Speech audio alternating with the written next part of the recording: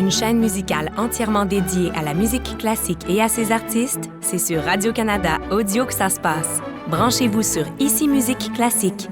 À écouter quand vous voulez, où vous voulez, sur l'appli Radio-Canada Audio.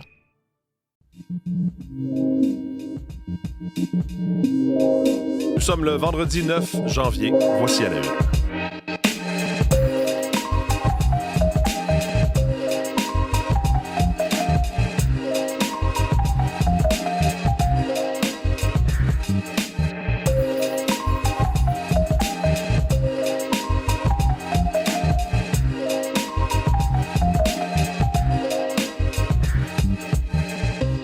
Bonjour, bon vendredi, c'est Mathieu Bellumeur au microphone. Bienvenue à cette nouvelle édition de la Une. J'espère que vous allez bien ce matin. Merci d'être avec nous un peu plus tard à l'émission. Comme c'est vendredi, Alexandra Chatzka sera avec nous et elle va nous parler du procès qui se prépare, procès en appel de Marine Le Pen, la chef du parti d'extrême droite, le Rassemblement national, donc va en appel après sa condamnation en mars dernier pour détournement de fonds publics. Donc on va revenir là-dessus parce que ça retient entre autres l'attention dans l'actualité européenne, particulièrement, bien sûr, vous l'aurez compris, en France. Donc, Alexandra avec nous un peu plus tard. Jean-Philippe va revenir sur ces manifestations encore hier aux États-Unis, à la suite, bien sûr, de ce qui s'est passé à Minneapolis. Il y a également eu des officiers donc, qui ont abattu, effectivement, quelqu'un en Oregon. Encore une fois, des officiers de l'immigration. Donc, on va revenir sur cet incident-là, cet événement-là également en Oregon, à Portland. Et au cours des dernières heures, on a par ailleurs appris, toujours sur la scène internationale, que la Russie a tiré un missile hypersonique contre l'Ukraine.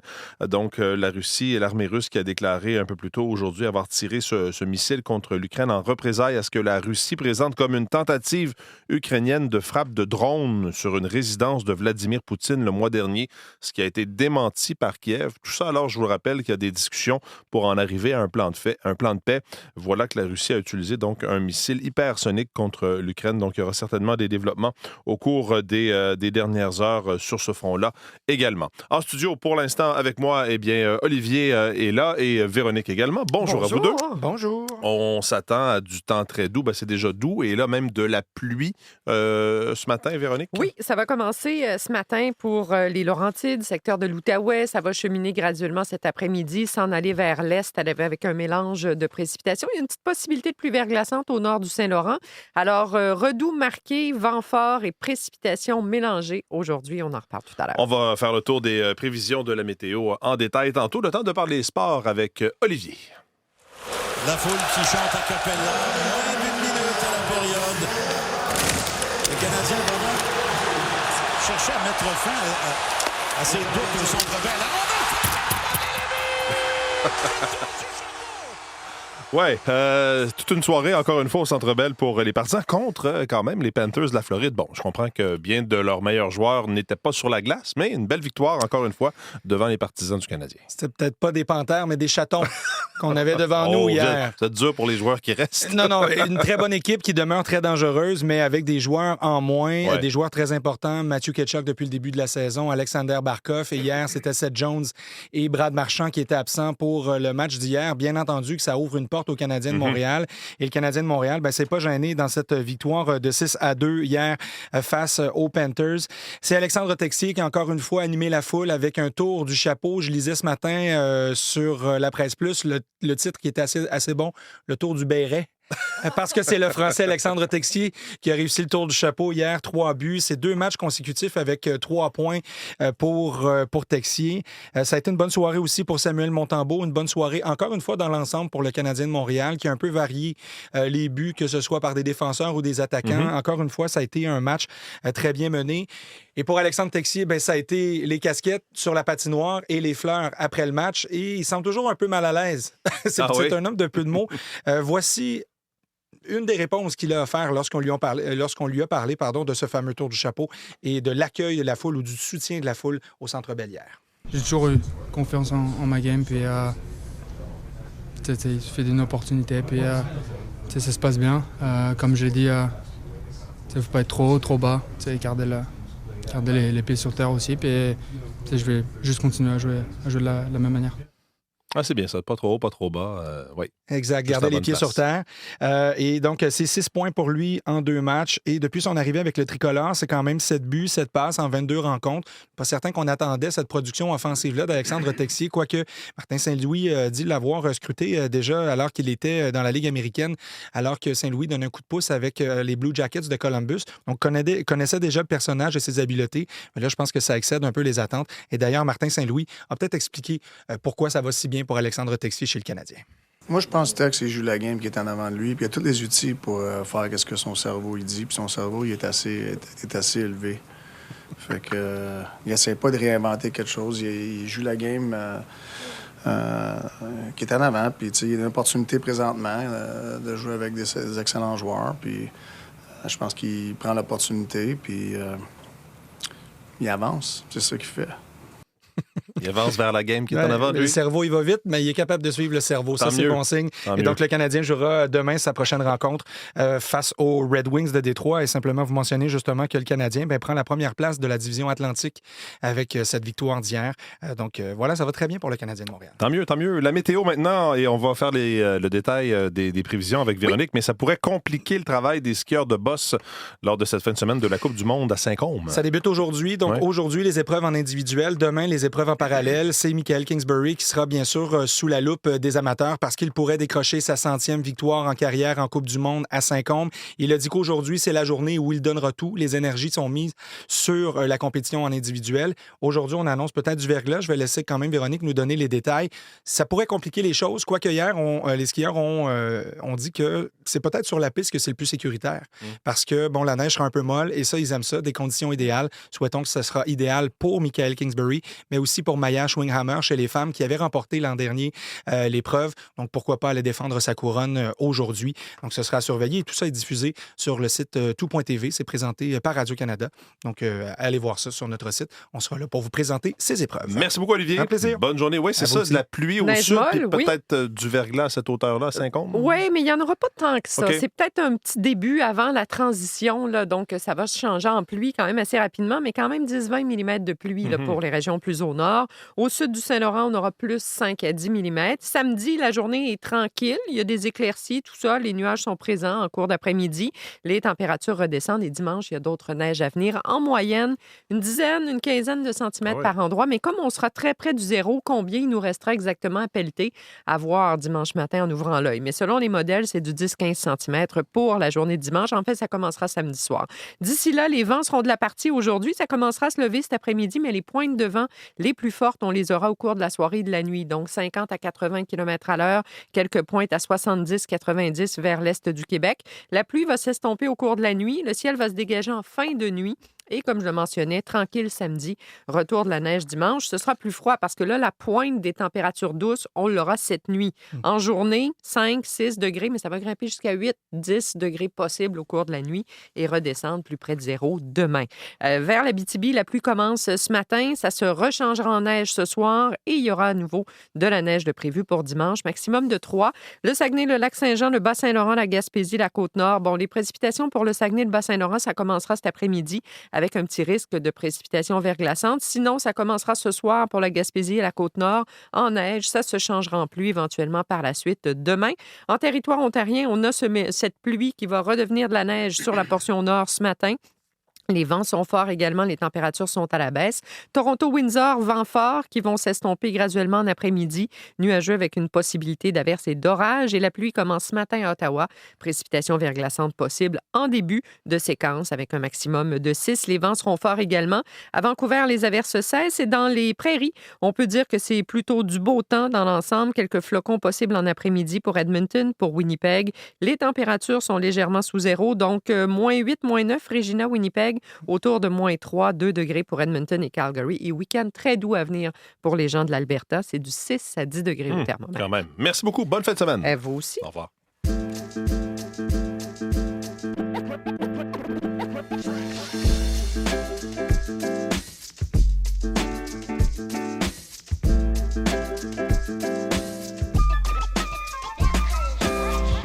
À la une des différents quotidiens, maintenant, commençons par le Globe and Mail. Et il est question de cette nouvelle-là dans les sections économiques de différents journaux ce matin. Et on parle d'une nouvelle économique importante. C'est Rio Tinto et Glencore, deux grandes compagnies qui sont en discussion pour former éventuellement le plus grand groupe minier mondial. On parle de discussions préliminaires autour d'une transaction de plus de 70 milliards de dollars. Tout ça s'inscrit, nous dit le Globe, dans une vague de consolidation dans le secteur.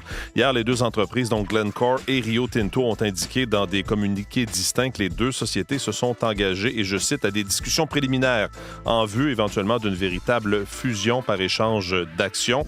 Les deux groupes miniers qui ont publié ce communiqué après des fuites dans le Financial Times, nous dit le Globe. C'est une opération qui aurait probablement, poursuit le Globe, des implications en matière politique et publique à Ottawa, où le gouvernement Carney inclut les mines et minéraux critiques parmi, on le sait, les grands projets de développement économique dont il fait la promotion afin de contrebalancer, bien sûr, les politiques commerciales plus protectionnistes aux États-Unis. Donc, détail à lire, entre autres, dans le Globe, mais le Globe en fait sa une ce matin. Maintenant, dans le Journal de Montréal, 50 millions de dollars en frais de sécurité. En fait, c'est des frais de sécurité dans différents hôpitaux du Québec. Le journal titre dans ses pages sous la plume d'Hugo Duchesne, « Drogue, armes et violences dans les hôpitaux ». Québec a dépensé plus de 50 millions pour sécuriser des établissements en raison de la crise de l'itinérance, nous dit le journal. La sécurité, donc, coûte une petite fortune aux hôpitaux. Des documents obtenus par le journal en vertu de la loi sur l'accès à l'information chiffrent les dépenses en agents de sécurité à près de 53 millions de dollars dans les établissements de soins à Montréal et à Québec en 2024-2025. On parle, entre autres, d'agents de sécurité pour faire parfois la saisie d'armes, l'installation aussi d'arches de sécurité. Donc, à lire en une du Journal de Montréal et du Journal de Québec de ce matin. Dans le Devoir, on parle d'immigration. Une attente de 55 ans pour obtenir la résidence permanente. Article de Lisa-Marie Gervais. Les délais dans les programmes d'immigration humanitaire qui explosent au Canada, surtout pour les ressortissants ukrainiens, nous dit le Devoir, les immigrants qui ont demandé la résidence permanente via certains programmes humanitaires qui pourraient ne jamais l'obtenir de leur vivant. Devant la baisse des cibles d'admission d'Ottawa, les délais d'attente ont explosé, allant jusqu'à 50 ans, même plus, 55 ans, a constaté le Devoir. Vous pourrez lire ça donc dans ce quotidien ce matin, qui revient également à sa une, à ces manifestations et au rôle de ICE à Minneapolis, évidemment, à la suite de la mort de cette femme de 37 ans. Je termine par la presse ce matin, qui revient sur le programme de l'expérience québécoise et ses départs forcés. Vous savez que le programme de l'expérience québécoise est aboli sans mesure transitoire, nous dit la presse, et ça pourrait forcer les travailleurs temporaires à quitter le Québec le printemps prochain, dont des gens qui occupent des postes où, dans des secteurs où il y a des pénuries de personnel. C'est le cas notamment de deux Français qui se sont installés au Québec comme agents correctionnels, travaillent à la prison au centre de détention de Québec, la prison d'Orsainville. Et là, effectivement, les deux pourraient quitter. Donc, on raconte leurs histoires dans la presse de ce matin, qui fait sa une aussi avec une chronique d'Alexandre Pratt. Le Québec hors jeu, vous avez peut-être entendu parler de ça. Il n'y aura pas de hockeyeur québécois aux Jeux olympiques en Italie, à Milan-Cortina. Il n'y en avait qu'un seul aux mondiaux juniors. On pose la question, comment en est-on arrivé là? Et disons, dans les cercles du hockey, bien, ça fait beaucoup jaser. Et une question qui se pose, et c'est un peu la question centrale et l'argument qui est développé dans la chronique d'Alexandre Pratt, et si ça coûtait trop cher, c'était devenu hors de prix d'évoluer pour un jeune dans le hockey élite, qu'on pense au tournoi, au hockey de printemps, à l'achat d'équipements, à des sessions hors glace. Bref, tout ça coûte cher. Et ce qu'il dit, Alexandre Pratt, c'est que lorsqu'on compare trois grandes villes canadiennes, Montréal, Toronto et Vancouver, bien, il y a plus de millionnaires, il y a peut-être plus de gens qui ont de l'argent à Toronto et à Vancouver. Et ce qu'on voit aussi, c'est que les joueurs qui arrivent dans ces hauts sommets, par exemple dans les équipes juniors ou les équipes nationales canadiennes, bien, souvent les parents qui sont derrière ces jeunes joueurs-là avaient des moyens financiers supérieurs, classe aisée supérieure, dit Alexandre Pratt. Donc, pour payer, évidemment, tout ce que ça peut prendre pour former éventuellement un joueur de hockey élite. Mais en tout cas, il ajoute son point de vue à ce débat. Vous pouvez lire ça. C'est en une de la presse ce matin.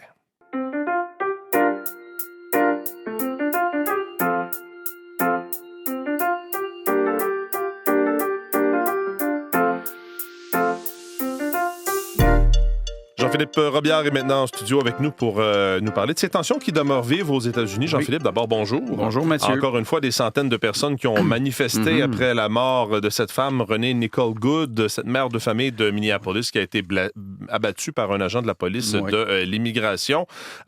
C'est comme si donc cette femme abattue était devenue le symbole contre la police de l'immigration aux États-Unis. Oui, et vous l'avez dit encore hier soir, donc il y a des centaines de personnes qui sont descendues dans les rues, qui ont manifesté dans plusieurs grandes villes américaines, dont Minneapolis, bien sûr, Boston également, pour dénoncer, Mathieu, ce qui s'est passé, pour dénoncer les opérations qui sont menées par la police fédérale de l'immigration aux États-Unis. Ce qui attise la colère chez plusieurs, c'est la version des faits qui a été présentée par l'administration Trump, par la Maison-Blanche, où l'administration Trump prétend que l'agent aurait agi en légitime défense, alors que la victime aurait été influencée par la gauche radicale. Alors, je vous invite à écouter un extrait du point de presse du vice-président américain, J.D. Vance. Vous allez voir, c'est assez clair. Les médias, beaucoup d'entre vous, vous avez menti sur cette attaque.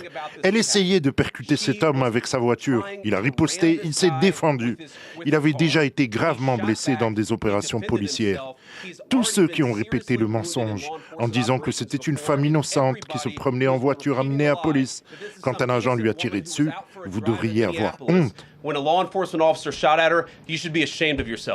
Alors, c'est ça. Et ça, c'est une version des faits qui ne plaît pas à tous, évidemment, qui est contestée par le gouverneur de l'État, Tim Walz, mais qui est également contestée aussi par certains Américains. Ma collègue Azeb, qui est là-bas, a rencontré hier une résidente de Minneapolis qui connaissait la victime. Je vous invite à l'écouter. She fought for other people's rights. When they couldn't fight for them, ICE needs to get the fuck out. ICE needs to leave our people alone. Et ce que disait cette résidente que ma collègue Azeb a rencontrée hier, c'est que la victime s'est battue pour défendre les autres quand ils ne pouvaient pas le faire eux-mêmes. Et elle a répété ce qu'on a beaucoup entendu depuis que cette dame a été abattue, Mathieu. Elle demande aux agents fédéraux aux États-Unis de l'immigration, ICE, de foutre le camp, de les laisser tranquilles. Alors, il y a des gens, bien sûr, qui veulent des réponses, qui veulent savoir vraiment ce qui s'est passé, ce qui est arrivé, qui veulent tenter de comprendre pourquoi cette mère de famille qui n'était pas visée, qui n'était pas ciblée par l'opération policière a été abattue. D'ailleurs, il y a le gouverneur de l'État du Minnesota qui a mis la garde nationale en état d'alerte au cas, justement, Mathieu, où il y aurait des débordements parce que la situation là-bas, évidemment, elle est de plus en plus tendue. Et je le disais en début d'émission, à Portland, en Oregon, il y a 2 personnes qui ont été blessées là, par des agents fédéraux. Oui, effectivement. Oui, par des tirs d'agents de la police de la frontière, cette fois-ci. Là. Ce sont 2 personnes qui étaient, semble-t-il, en situation irrégulière. La police aurait ouvert le feu alors qu'elle se trouvait à bord d'un véhicule. Selon la secrétaire à la sécurité intérieure, le conducteur, Mathieu, aurait tenté de fuir et le passager serait un immigrant illégal vénézuélien affilié à un réseau de prostitution, là, selon la secrétaire à la sécurité intérieure des États-Unis, qui accuse le conducteur du véhicule d'avoir tenté de s'en prendre aux agents fédéraux et qui a dit que les coups de feu avaient été tirés en légitime défense encore une fois. On ne connaît pas l'état des victimes et ça, évidemment, c'est rien pour apaiser la situation aux États-Unis. Merci Jean-Philippe. Merci, au revoir.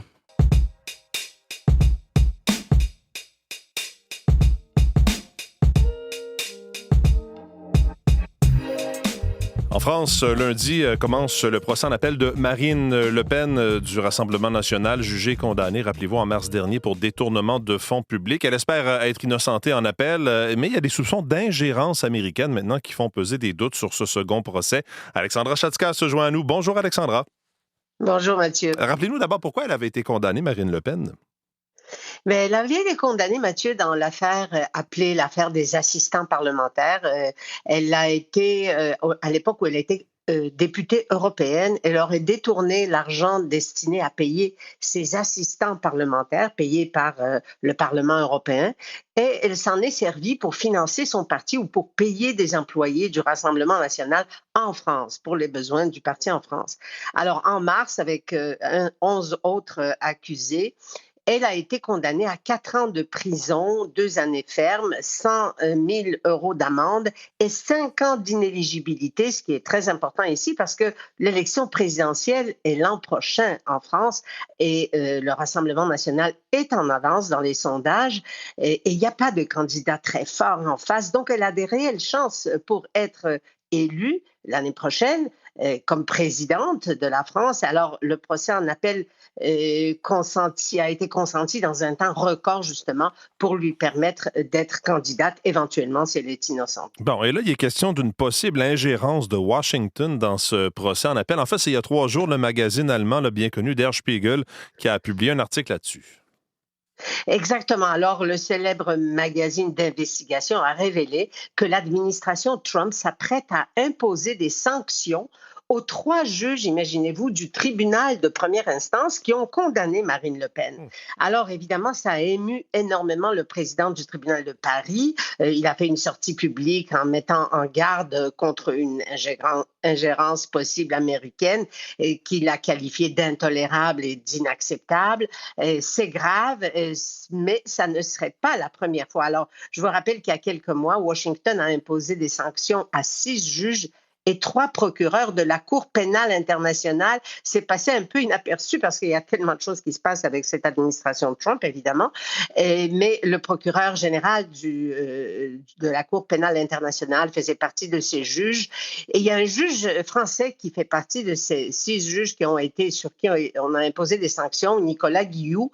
C'est lui qui a émis le mandat d'arrêt, rappelez-vous, contre Benjamin Netanyahou et son ministre de la Défense qui ont été inculpé de crimes de guerre et de crimes contre l'humanité. Alors, lui, il a été placé sous sanction en août dernier et il a décrit dans la presse ce que ça signifie pour lui. Alors, c'est pas seulement qu'il est interdit d'entrer aux États-Unis.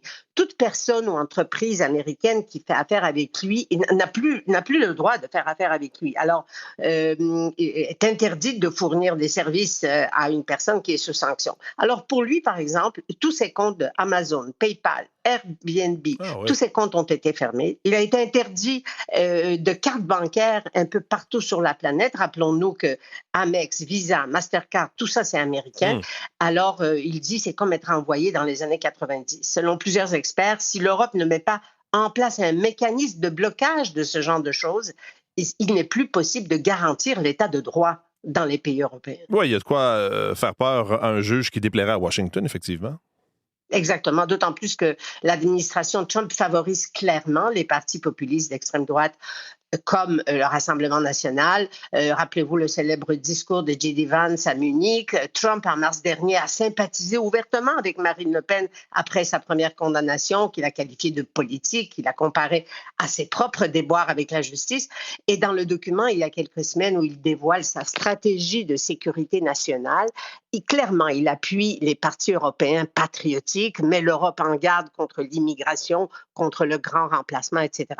Mais bon, le département d'État a nié qu'il y avait un projet de mettre des juges sous sanction. Le porte-parole du gouvernement français a aussi minimisé, mais les Européens marchent clairement sur les œufs avec Trump dans cette situation aujourd'hui avec Groenland et l'Ukraine. Ah oui. Et l'indépendance du système judiciaire risque de passer à la trappe. Ouais, c'est rien de rassurant tout ça. Merci de nous l'avoir résumé ce matin, Alexandra. Bonne journée. Au plaisir, au revoir. Bonne journée. Du 6 au 22 février, tous les regards seront rivés sur les exploits de nos plus grands athlètes. Vivez l'expérience complète des Jeux olympiques d'hiver de Milano-Cortina sur ICITO.tv. Frisson garanti.